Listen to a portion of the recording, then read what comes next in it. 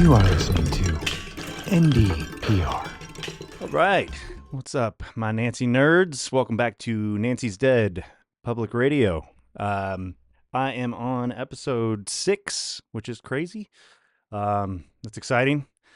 Thank you to everyone that tuned into that last episode about fluorescentations. That turned out much better than I anticipated. I wasn't sure if I could keep people's interest with just keeping the subject to basically one piece of work, but it turned out okay. So hopefully that'll be the same for this episode. So this episode is about my album that I dropped May 13th of this year. I've been thinking about it, and I've realized that I've dropped either a full length or an EP every month since January. I finished Reasonable Magician in December, and then released it in full on January 1st. And since then, I've released a full length or an EP with little singles sprinkled in between ever since. So that's pretty crazy.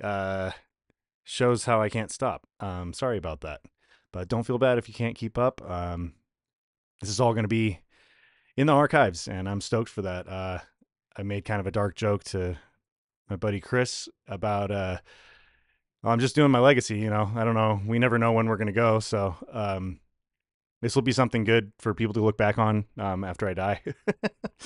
So anyway, luckily that's not the case yet. But yeah, I'm just going to keep going. So anyway, after Fluorescentations was done, I decided that I want the next project, whatever I was going to do, to be a lot more minimalistic. My albums tend to be much bigger and, kind of cinematic in a way. And that's good. But in between, that's one of the reasons I like to do I have so many albums and EPs that I've been doing, is I always want to do something different. And there are times where I'm like, that's okay if this project has tracks that don't sound like each other. That's kind of Nancy's thing too. But every once in a while, I've always been such a fan of concept records and stuff, where it's just this one idea, and when you don't feel you can get everything you want to say, or in my case, play, in one track, you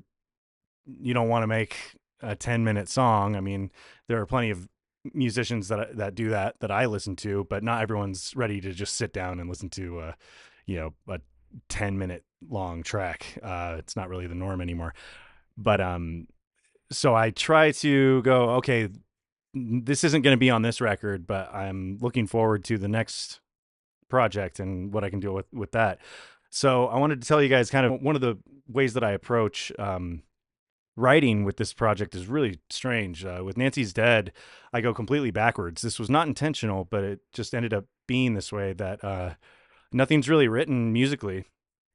I'm big on improv and jamming out and stuff. I eventually do write it, but and make it official. But with this next album, it's a prime example of one of those times where I had no idea what I was going to do. All I knew is I was going through my family's storage unit, and there were some old files. There's all sorts of stuff from our homeschool days and stuff like that in there.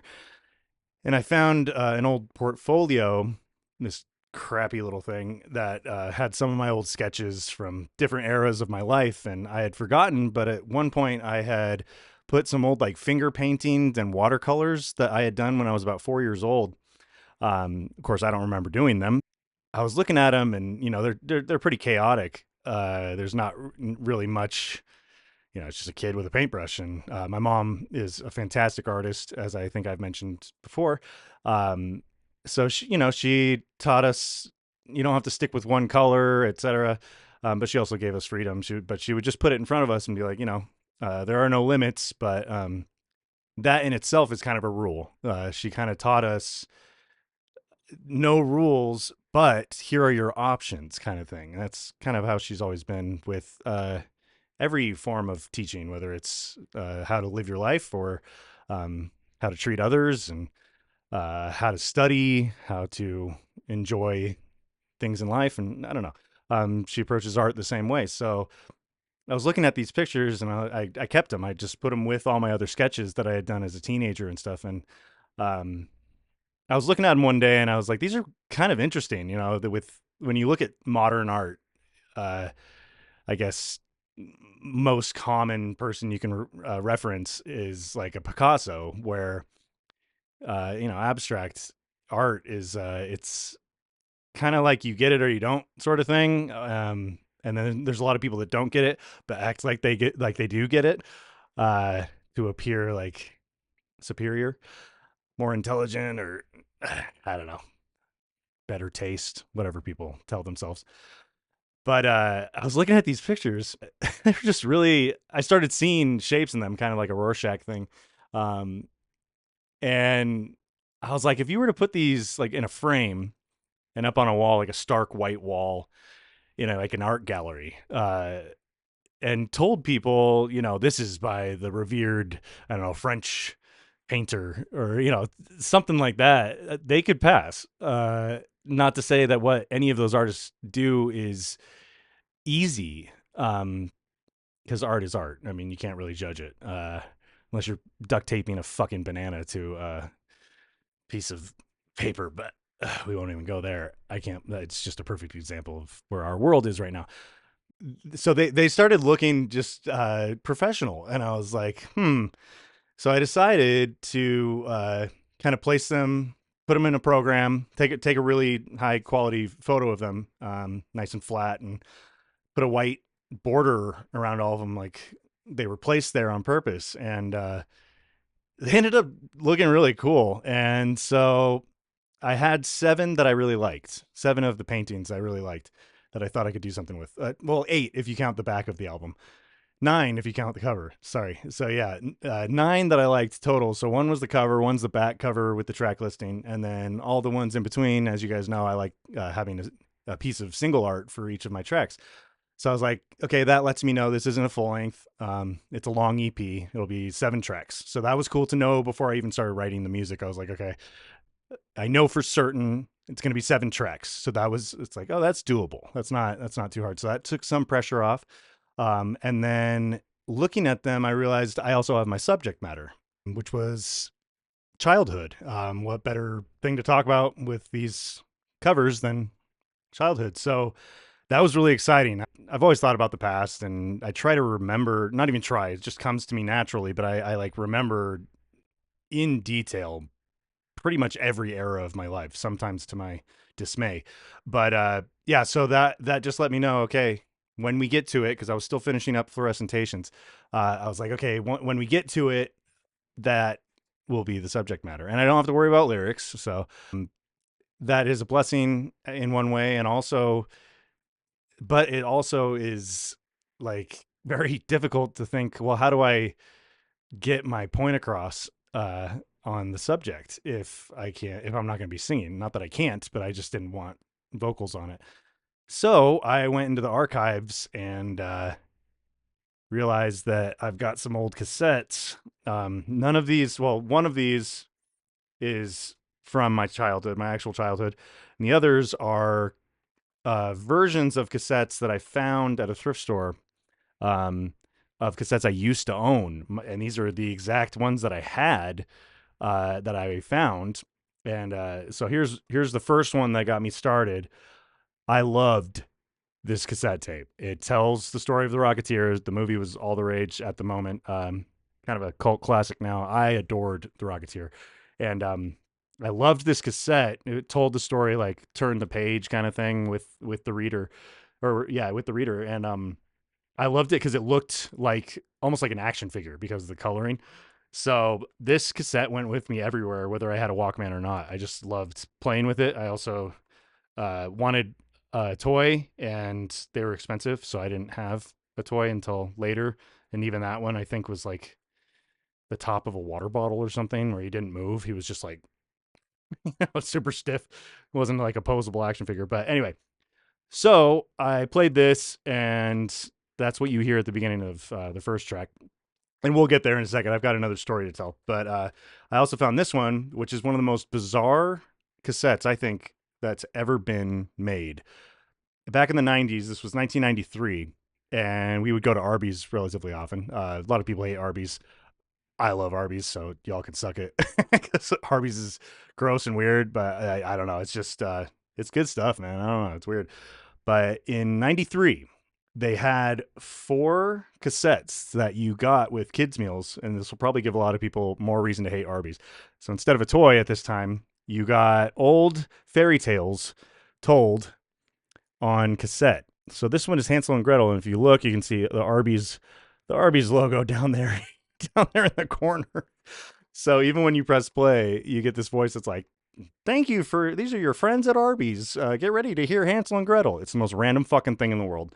And I played this just to see what do we got, what are we working with here. And there are some creepy sounding voices that these readers are doing, like voice acting, and it was perfect, just perfect. They got the witch, they've got the little kids talking. So that's on another track. But my favorite of the cassettes, which is on the second to last track, and we'll get there, like I said. I was named after Miles Davis, as I'm sure you gathered. And my dad is a big fan, as I'm sure you also gathered. So I found this old cassette, supposed to be Miles Davis doing his album Tutu. And I was like, maybe I can like reverse it or slow it down or something. So I pressed play. Maybe it's like warped and so it's warbly and I can, fuck around with it. What I found was so much better. It appeared that my sisters, when they were very young, we had just obviously moved to Nevada. They're with a friend and they're playing house, and they had hit record on their tape player. We used to record everything back then. Y'all record stuff now, and it's all in the cloud, but we used to do it hard copies and not label it, so they're lost forever until they're found. And I fucking found it, and it was a gold mine. So I didn't have to tell them what to do. I didn't have to, like try to find something online of some random kids playing house or anything. They were just doing it, and it's so cool. They're like they're acting, but they're just in the moment, and it's so freaking pure and perfect, man. Like I couldn't believe it. It was just a total gold mine. So you'll hear that all throughout the second to last track, and we'll get there. But I wanted to start this episode with a little single that I did. I was right in the midst of finishing up Win, which is the album we are speaking about. And my friend Michael has all this stuff on SoundCloud. I think I have mentioned Punkothimo in the past in one of the other episodes, where I found an old clip of him playing piano, really crappy quality, but great playing, and I wanted to use it like a sample of sorts. So I think he's got like 4 on there. And so I used one, and that was Punk Goth Emo, which you can hear on Spotify everywhere. It's literally everywhere. Everywhere you can listen to music. It's messy, it's weird. But this time around, I found another one and decided to use this one as well. So this is his project at the time. He called it Color Them Yellow. And so you'll see it if you go to any of my pages. It's on here on YouTube as well. But if you go, it says featuring Color Them Yellow. So that's when you'll know that it's one of his pieces that I've taken from the past and created new and added shit and all improv to go with it. He couldn't even play to a track, like a click track, because his timing is just all over the fucking place. He wasn't even thinking about it. He was just jamming. So anyway, I wanted to give the reason I wanted to bring it up first is the story is the best part about the title, because that's the other thing that I've been doing is I get inspiration for the song from the album art first and song titles first. So I know it's totally backwards, but that's what gives me inspiration. And okay, what do I want this song to sound like? It's not written yet, so what vibe do I want to give the listener? And it's been really helpful. It's actually worked wonders for my creativity. It's worked very well. So the story behind the title is Dapu Pond, Dapu, Pond. And it's an old story from when I was 14 and he was 15. And it's sad, but it is worth telling because it's too funny. So Dapu was something my dumbass came up with. Uh, DAPU, which I said stood for Dumbass Punks United. I know, super edgy. And so that was what I tried to call an unofficial name for our friend group. We were DAPU. We were Dumbass Punks United. So I was about 14. He was 15. Michael was 15. And for whatever reason, he was really easy to make fun of back then. Everybody picked on Michael, even though he was cuter than all of us. All the girls wanted him. And that's probably our insecurity showing. But anyway, we were on a walk in Indian Hills here in Nevada, Carson Valley, and the middle of winter, and there was this big irrigation ditch by the Target and Home Depot. And we were passing it, and it was frozen over, so we went to check it out. And we walked down there. Not much to do back then around here, and there was a shopping cart that was frozen in the middle of it, and we were tossing rocks at it and stuff. And our friend John, he he got the idea to tell Michael, go and get in the shopping cart, or go grab it. That's what he said. Go grab it. And Michael's like, fuck you. He's like, it's frozen over, Michael. Just go. And Michael's like, no, man, it's like barely frozen. It gets cold, but not to where like you can go ice skating. So I join in, and I'm like, yeah, Michael, go out there. And he's, just messing around. And John's very serious. And he goes, no, like, do it. And Michael's like, fuck you, no. And John said, okay, listen, if you go out there and grab the shopping cart, as kids do, we're so fucking weird. He goes, if you go out there and grab the shopping cart, I promise we will never make fun of you again, ever. We'll never make fun of you again. And he looks at me, John looks at me like, right? And I'm like, yeah, sure. Yeah. We totally will never make fun of you again, man. And I'm like kind of snickering, I don't know he's not going to do it. That's what I'm thinking. He's not going to do it. And he goes, no, man, I'm going to break through. And he goes, no, look. And he picks up like a small rock and chucks it, and it hits the ice, slides away. And he goes, look, man, see, it's not going to break. And he goes, Michael's just like, I don't know, man. He goes, you promise you'll never make fun of me like ever again? And we're both like, yeah, man, promise, swear to God. And so Michael, he starts walking on the ice, and on the edges, of course, it's shallow and it's not breaking. We're like, see, you're good. Go get it. And so he starts walking out there, and of course breaks through the ice. It's about ankle deep. And he's like, holy shit, it's fucking freezing. It's cold. And he starts like coming back, like fuck this. And John just starts throwing rocks at him. He's like scaring him towards the shopping cart. And I joined in too. I'm not proud of it, but I did too. I was 14, man. Come on. Bunch of boys playing out in the snow, and I shouldn't have, but I did. So we're like, I was chucking him like around him. John was like trying to peg his ass.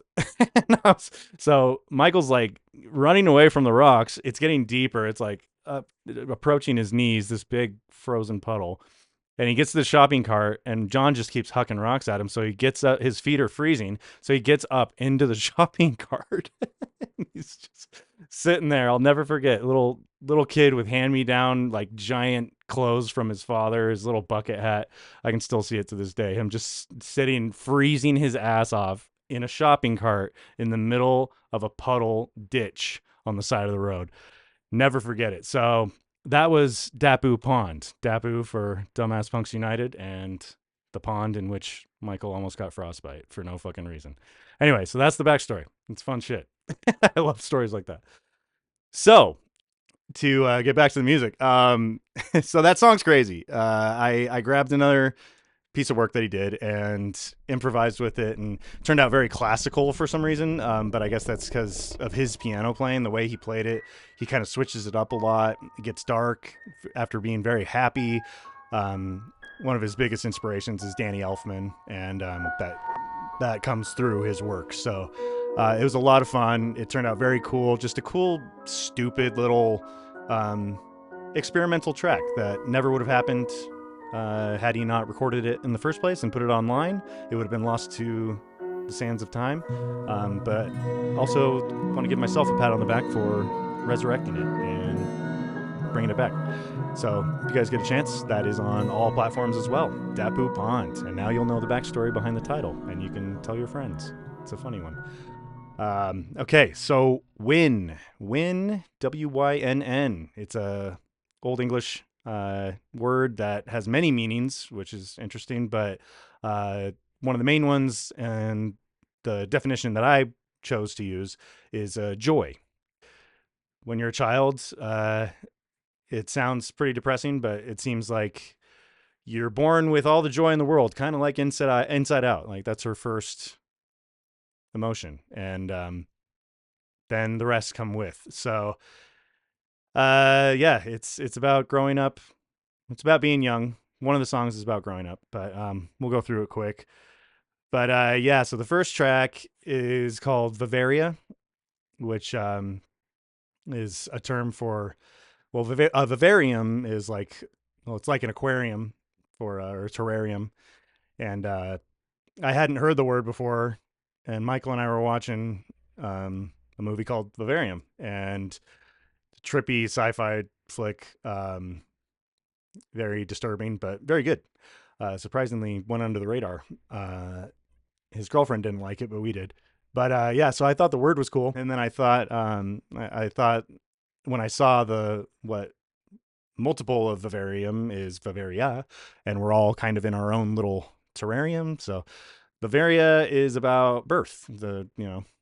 It's kind of a, I don't know. It turned into almost like a spy thriller sounding song, and not like during the exciting parts, but when they're sneaking around, kind of spy thriller sound. I don't know. It's a weird track. Happened totally by accident.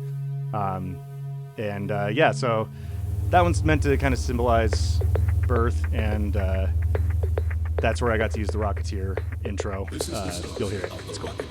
So yeah, Bavaria's fun, and it set the mood for me writing-wise, because I didn't know, like I said, I had no idea what I was going to do, and I got the ball rolling. So a lot of it was total improv. I just found a few chords on my Korg, my micro Korg, and messed with the brilliant arpeggiator that it has, and I'm always learning something new about that thing.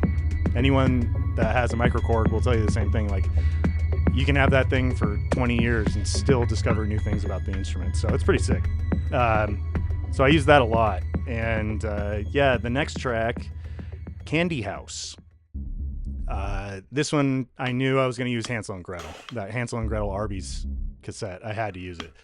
And yeah, so I got some creepy sounds out of that. And the song is pretty creepy in itself. Lots of weird sounds. That's what you heard at the beginning of the intro of the video. That's a little bit of Candy House. So I'll play more here, but it's a weird track. Very weird. It's kind of, first one's about birth, Bavaria is about birth, and Candy House is about fear.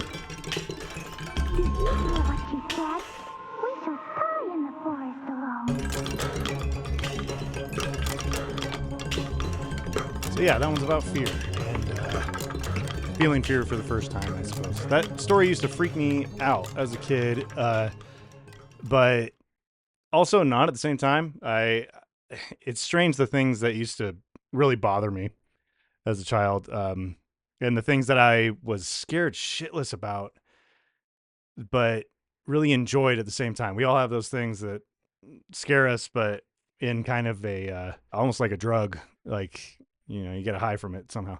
So I understand people that love horror movies. I'm very picky with horror, so I love my Stephen King, but if it's just mindless thrasher or slasher films, not for me. It's just boring and gross. Gross for the sake of being gross is not my thing. If it's gross and it's also has like a crazy good story, then it's used as like an accent, as opposed to well, we don't have a story, so here's this person having their balls ripped off. Like, that's not my thing. So anyway, that brings us to Escutcheon, track 3, which so far the first 3 paintings that I used for the singles, they didn't so much inspire me. I picked those after I did the song. I had the track names first, but the art didn't really play a part. The cover did, but and just the general idea, but so far the art didn't really have any say. Uh, so escutcheon, I didn't have a subject matter at all as far as what version of what stage of childhood are we talking about now? You know, we've covered birth, we've covered fear, and I didn't have another cassette to lean on. I hadn't found the girls talking yet, so uh, I was like, well, let's just see what's on the radio. So I've got an old boombox from my childhood that still works. Please keep working.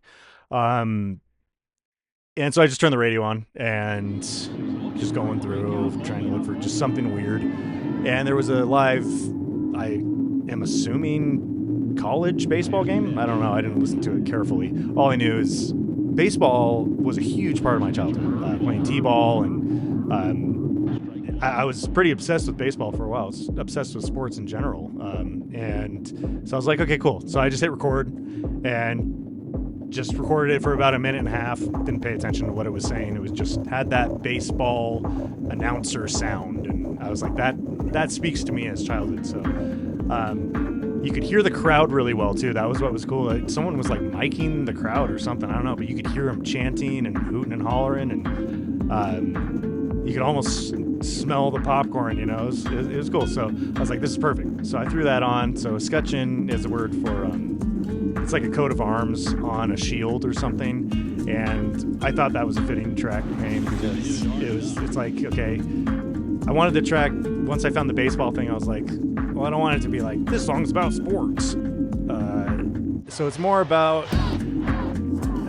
finding your adventurous side, and that first time when you're a kid that you try something out that you're maybe scared to do. Like, I don't know how many people can relate, but I don't know, for guys, it's like, what if I tried to play baseball in front of people, like with the other kids, and like I'm fucking terrible, you know, Sandlot flashbacks of being the new kid and all that stuff. So when you have the guts to just go out there and try it, and you start out kind of hesitant, so the song kind of starts out a little hesitant, and then you get confident about halfway through, and you get in the groove, and that's when the song really starts going. The beat picks up, and I opened up the other instruments and stuff. So it turned out really cool. And you get little clips of the game in between. You can hear the crowd, you can hear the announcer, and it's cool. It brings me back. So hopefully it brings you guys back too. So track 4 is called Colicky. And from what I hear from my mother, that I was a colicky baby, which is just terrible sleeper, which really hasn't changed much with time. I am still a bad sleeper. But yeah, colicky. So I didn't know it was going to be called that or about that. The song hadn't been written, once again, and I was watching Return to Oz for my first time. I'm a late comer to that one.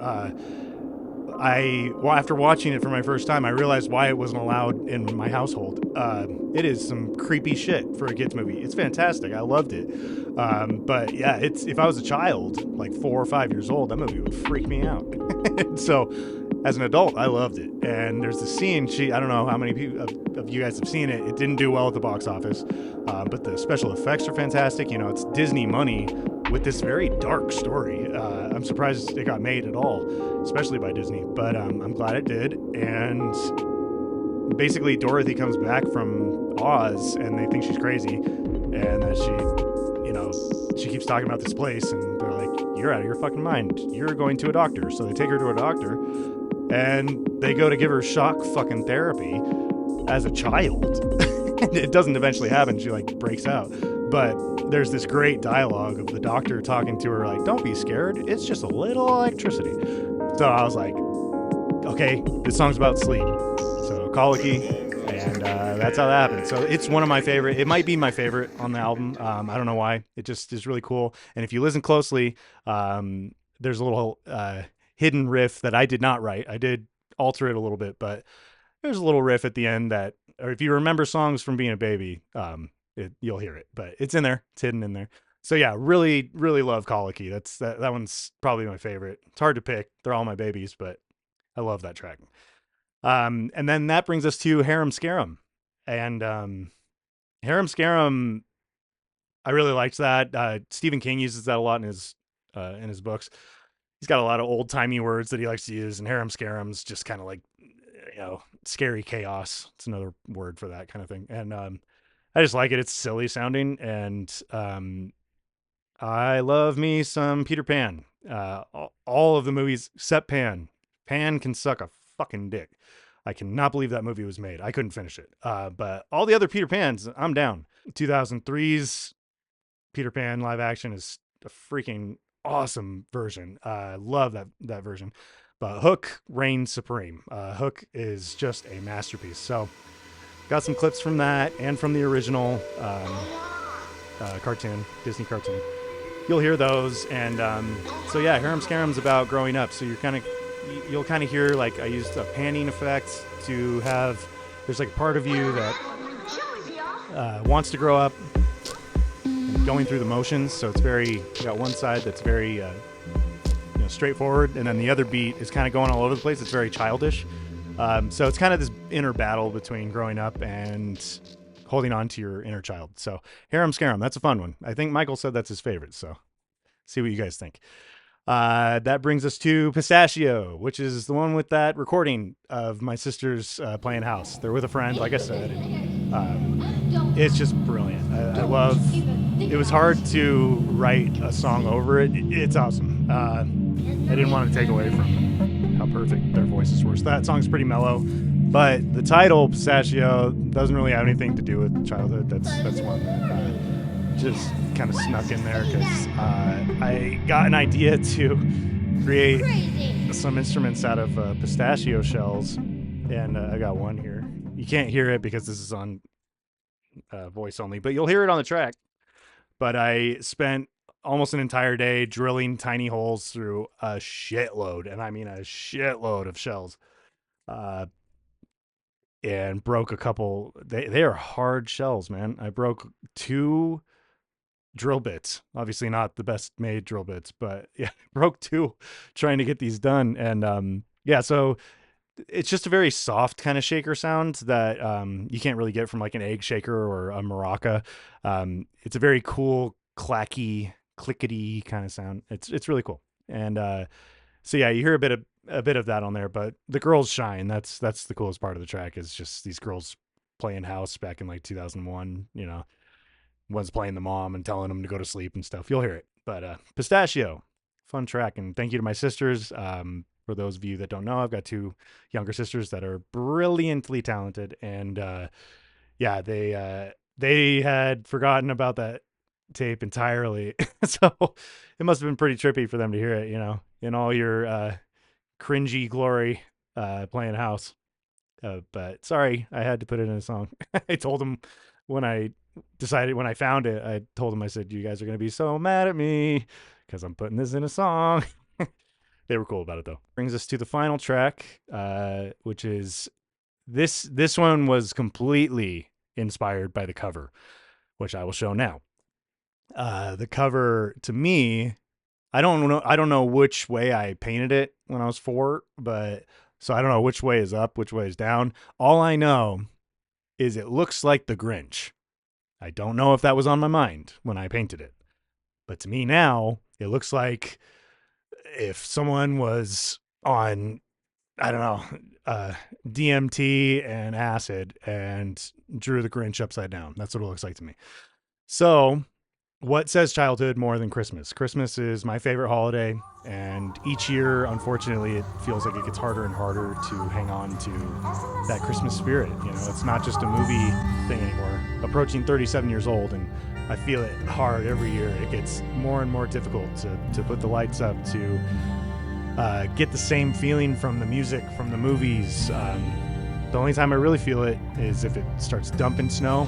Boom, I'm right back in it. I'm feeling it. But when you have a dry winter like we did last year, I did not feel the spirit at all. So I've wanted to do a Christmas song. I've done Christmas songs in the past. I've got an original XOXmas that you can actually hear, a version of it on here on YouTube. And so that's pretty cool to have your own original Christmas song. Thank you, Caitlin Gokenauer. Shout out to Caitlin once again. She inspired that song. But yeah, I've wanted to do kind of a Mannheim Steamroller medley of a bunch of different Christmas songs in one track. So I got my chance, and this track's called Myrrh and Way. Little play on frankincense and myrrh and curds and whey. So that's kind of cool. Myrrh and whey. And yeah, so I just got going with the clips because, like I said, I'm not singing. How do I get the point across of what the song's about? If they don't get it from the music, maybe they'll get it more if I have clips. So yeah, this one's got all your favorite Christmas movies, man. Not all of them, but a good amount. And it was a blast. It was just a total fucking blast. I really, really dug deep for that track, and I wanted it to be kind of a song that you can listen to year round to, not just like only listen during Christmas time. And I think it bumps hard enough to where you can listen to it at any time, but especially when you got the tree lit and all that shit, put the track on and it's really Christmassy. So I'm very happy with ending it that way. I was thinking about doing it, leaving it to be its own single, but I just figured this whole thing's about childhood, and what screams childhood more than Christmas? I know that Christmas carries a lot of weight for some people. A lot of people hate Christmas as much as people love Christmas. It's shoved down your throat. I get it. The Hallmark aspect of it. Maybe something really bad happened one year during Christmas, and so it's always related to that. You know, Christmas is it's a powerful time of year, whether you like it or not. It just takes over the fucking world. So I thought it deserved to be on Win. So once again, thank you for sitting with me and letting me just talk shit about what I'm up to. Hope you guys check out Win. It is, I think, a total blast. I would advise headphones for this one. Lots of layers. Everything's very toned down. I got more inspired sound wise with artists like Baths and some of Trent Reznor's stuff of Nine Inch Nails. He does a lot of mellow stuff sometimes, like his soundtrack for Soul, etc. Idiot Pilot, Postal Service, Alt J, Origami Bureau. Some really mellow, groovy, electronic, well, folktronica, you know, electroacoustic. So it's a blast. I'm very proud of this one. It's cool. And it's just cool the way it got inspired, you know, to be able to use, you know, to see my paintings I did when I was 4 years old, it's plastered on the internet is pretty badass. And they look professional. It's sick. So thanks, little me. But yeah, thank you for coming in again, you guys. I'm very excited for my next episode. I don't know when I'm going to do it, but I just finished my latest album. Immy is done, and it's a humdinger, if I do say so myself. So that's what the next episode will be about. And yeah, we'll see what comes next. But thank you for tuning in, as always, and I'll see you around. Stay tuned, and I'll see you next time. Peace. Traditions.